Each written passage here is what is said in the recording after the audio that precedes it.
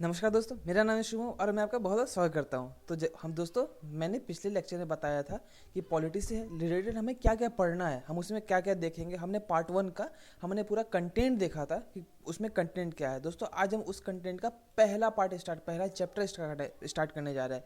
Part first का chapter first जो है हिस्टोरिकल बैकग्राउंड। दोस्तों इसको मैंने दो पार्ट में बांटा है।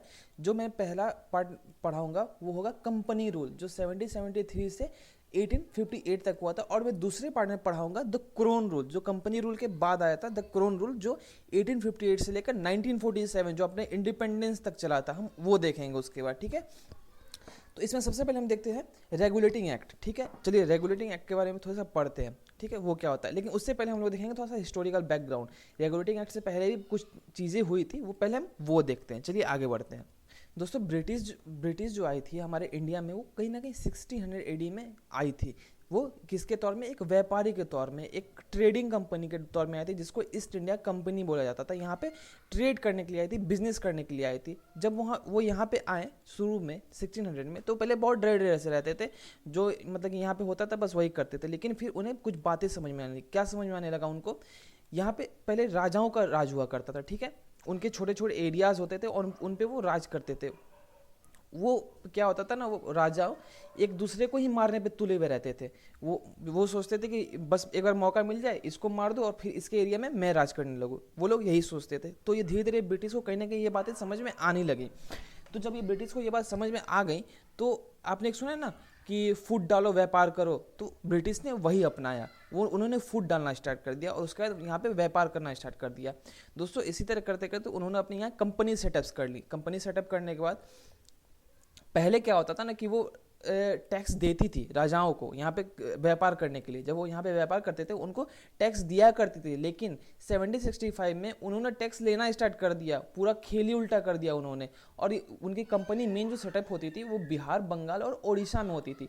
दोस्तों ये तीन जगह इसलिए होती थी, एक कारण था यहाँ पे होने का कि वहाँ पे जो है कि समुद्र का जो इलाका है वो पास पड़ता है। तो पहले वहाँ पे समुंदर थी जहाँ से वो एक्सपोर्ट और इंपोर्ट क्या करते हैं। दोस्तों पहले तो अपना एरोप्लेन था नहीं, हवाई जहाज था नहीं, हम ट्रेन के थ्रू समुंदर पार जा नहीं सकते। तो उस टाइम शायद ट्रेन भी नहीं आया था, तो हम समुंदर पार जाएंगे कैसे। तो इसका दोस्तों सबसे बड़ा साधन था समुंदर से वो रॉ मटेरियल इंपोर्ट करते थे और जो रेडी मटेरियल थे उनको एक्सपोर्ट करते या फिर वहीं पे इंडिया में ही बेचते थे।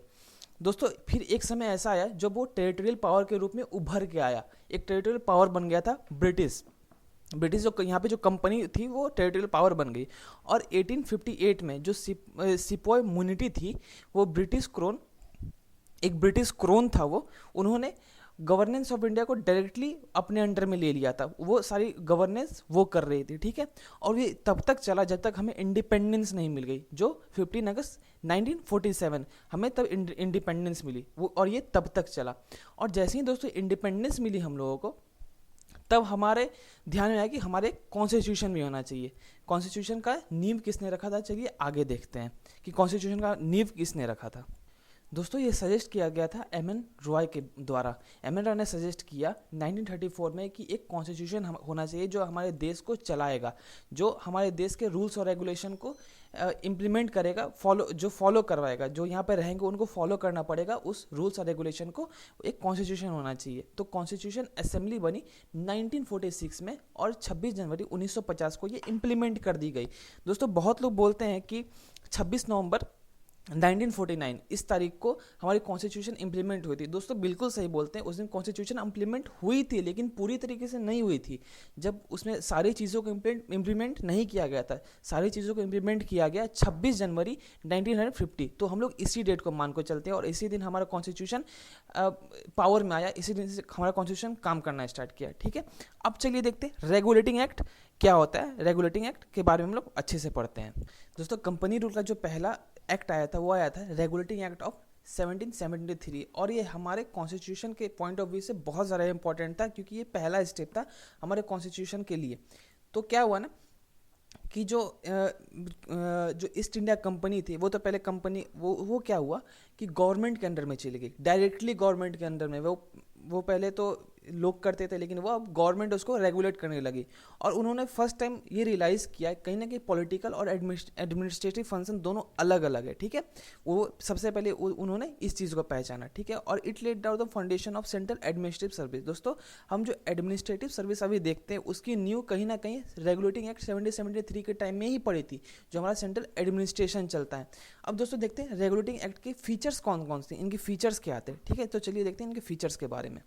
दोस्तों, कंपनी जब इसके अंडर में आ गई, गवर्नमेंट के अंडर में, तब क्या हुआ ना कि गवर्नमेंट ऑफ बंगाल जो गवर्नर ऑफ बंगाल जो थे उनको गवर्नर जनरल ऑफ बंगाल बना दिया गया, ठीक है। पहले क्या होता था ना, मेन सबसे बड़ी 3 प्रेसिडेंसीज थी, बंगाल, बॉम्बे और मद्रास। ये क्या होता था ना, ये तीनों अपना अपना काम करती थी, कोई किसी के काम में इंटरफेयर नहीं करता था। लेकिन जब गवर्नमेंट ने कंपनी को अपने अंडर में ले लिया, तब क्या हुआ कि गवर्नर ऑफ बंगाल को गवर्नर जनरल ऑफ बंगाल बना दिया गया और बॉम्बे और मद्रास प्रेसिडेंसीज को इसके अंडर में दे दिया गया। तो बॉम्बे और मद्रास इसके गवर्नर जनरल ऑफ बंगाल के अंडर में काम करने लगे। और दोस्तों, जैसा कि आप जानते हो कि हमारे प्रेसिडेंट को एड और एडवाइस करने के लिए काउंसिल ऑफ मिनिस्टर्स होते हैं, जो प्रेसिडेंट को बताते हैं कि हाँ आपको क्या करना चाहिए, ठीक है।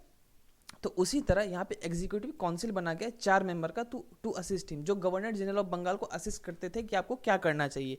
और जो पहले गवर्नर जनरल बने थे वो थे लॉर्ड वारेन हेस्टिंग। दोस्तों, ये बहुत इंपॉर्टेंट है, आप इसको याद रखिएगा। 10 बार इस क्वेश्चन को पूछ दिया गया है बहुत सारे एग्जामिनेशन में, ठीक है, इसलिए आप इसको याद रखिएगा।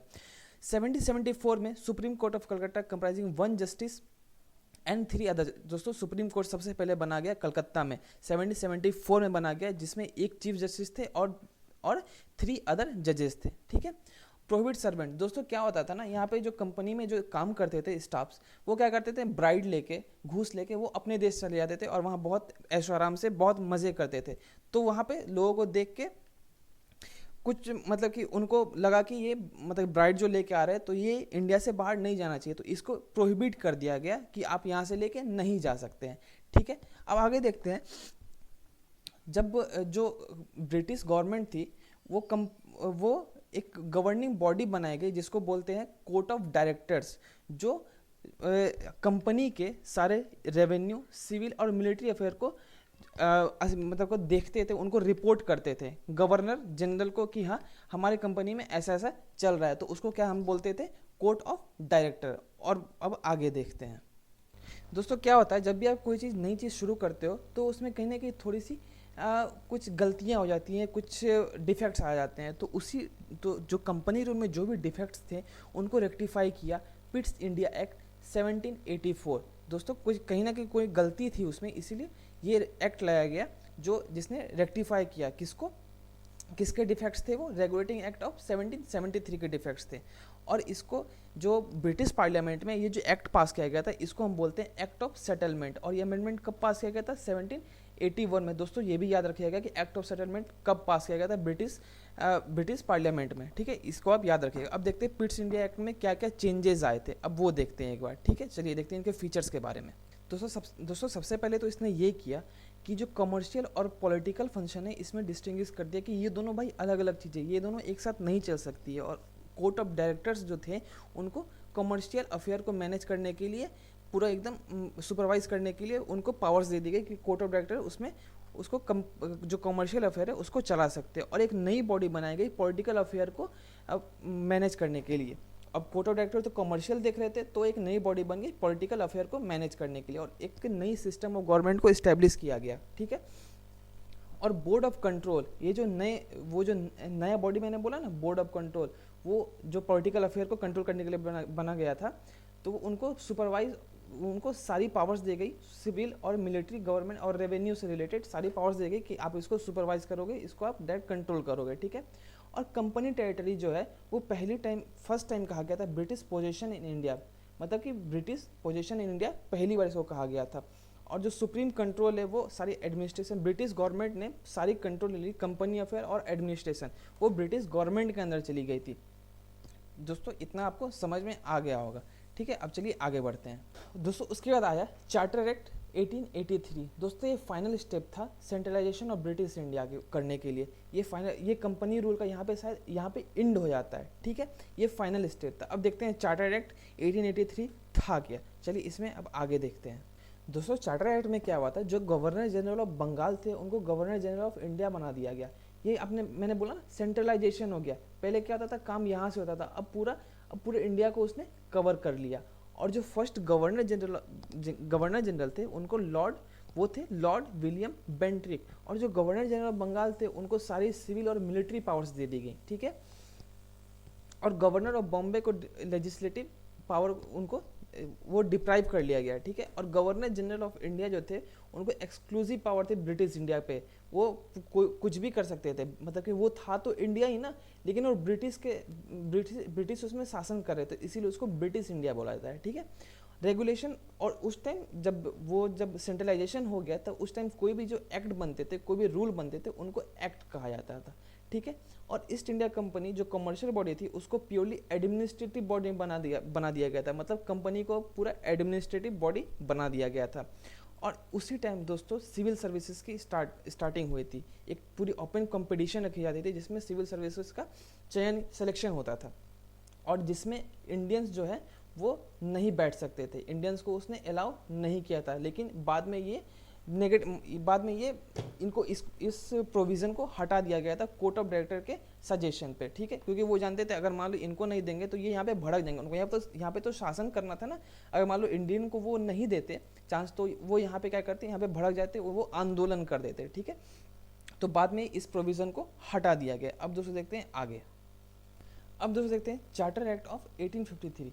दोस्तों जैसा कि इससे पहले वाला चार्टर था और अभी का चार्टर, इन दोनों के बीच में बहुत सारे चार्टर एक्ट आए, लेकिन ये हमारे कॉन्स्टिट्यूशन से, मतलब इसमें हमारे जो कॉन्स्टिट्यूशन बना उससे रिलेटेड इसमें कुछ नहीं था, इसीलिए इंडियन पॉलिटी में हमें ये नहीं पढ़ना है। वो हमें पढ़ना है, लेकिन कहाँ, हिस्ट्री में आपको वो चीज़ पढ़ाई जाएगी, चार्टर एक्ट जो इनके बीच में आए थे। अभी जो कॉन्स्टिट्यूशन के पॉइंट ऑफ व्यू से जो इंपॉर्टेंट है वो हम इसमें पढ़ेंगे। तो ये लास्ट सीरीज था चार्टर एक्ट ऑफ 1853, जो कि ब्रिटिश पार्लियामेंट में पास किया गया था 1903 और 1853 के बीच में। और ये बहुत ही बड़ा कॉन्स्टिट्यूशन लैंडमार्क था। कॉन्स्टिट्यूशन लैंडमार्क बहुत ही सिग्निफिकेंट, बहुत ही इंपॉर्टेंट रोल प्ले करता है, ठीक है, चार्टर एक्ट 1853। तो चलिए देखते हैं इसको। दोस्तों इसका फीचर क्या था चार्टर एक्ट ऑफ 1853 का। दोस्तों फीचर में क्या था इसका ना, कि ये जो लेजिस्लेटिव और एग्जीक्यूटिव फंक्शन है उन दोनों को अलग कर दिया गया था। अलग करने से मेरा मतलब है, जो गवर्नर जनरल की जो भी एग्जीक्यूटिव काउंसिल थी उसमें लेजिस्लेटिव और एग्जीक्यूटिव फंक्शन वाले को अलग कर दिया गया था। मतलब कि लॉ कोई और बनाएगा, एग्जीक्यूटिव मतलब कि इम्प्लीमेंट कोई और करेगा, ठीक है। ये जो गवर्नर जनरल थे उनकी एग्जीक्यूटिव काउंसिल के बारे में बात की जा रही है। This legislative wing work of the council function as the mini parliament. जो लेजिस्लेटिव विंग थी वो मिनी पार्लियामेंट के रूप में काम कर रही थी। और जो ब्रिटिश पार्लियामेंट में जो प्रोसीजर अपनाया जाता है वो सेम प्रोसीजर यहाँ पे भी अपनाया जाता था। दोस्तों जाहिर सी बात है, यहाँ पे ब्रिटिश शासन कर रही थी। जब ब्रिटिश यहाँ रूल करेगी तो ब्रिटिश अपने ही रूल अपनाएगी ना। जो वहाँ पे जो प्रोसीजर इम्प्लीमेंट किया जाता है वो इंडिया में भी, ब्रिटिश इंडिया में भी वही किया जाता था। और इसी में जो सिविल सर्विसेज थे वो ओपन फॉर इंडियंस, वो इंडियंस के लिए ओपन कर दिया गया था, ठीक है। मैक्यूली कमेटी जो पहली कमेटी बनी थी इंडियन सिविल सर्विसेज, और वो 1984 में, दोस्तों यहाँ पे थोड़ा मिसप्रिंट हो गया, ये 1984 में, सॉरी 1884 में इसमें यहाँ पे पहला अपॉइंट किया गया था। और local representative, Indian central legislative council, local representation यानी कि इलेक्शन का सिस्टम दोस्तों यहाँ पे स्टार्ट किया गया था। अब चलिए आगे देखते हैं। तो दोस्तों कंपनी रूल में हमें इतना ही पढ़ना था, ठीक है दोस्तों, ये बहुत इंपॉर्टेंट है। आशा करता हूँ कि आपने बुक ले लिया होगा। दोस्तों नहीं लिया तो एक बार ले लीजिएगा बुक, उससे भी जब मैं पढ़ाऊँ तो उसको सामने रखना और नोट्स बनाते रहना। मैंने आपको पहले ही कहा था ना, जो अपने खुद के बनाए हुए नोट्स होते हैं ना उनकी बात ही कुछ और होती है। ये मैं खुद का एक्सपीरियंस बता रहा हूँ, तो नोट्स आप ज़रूर बनाना।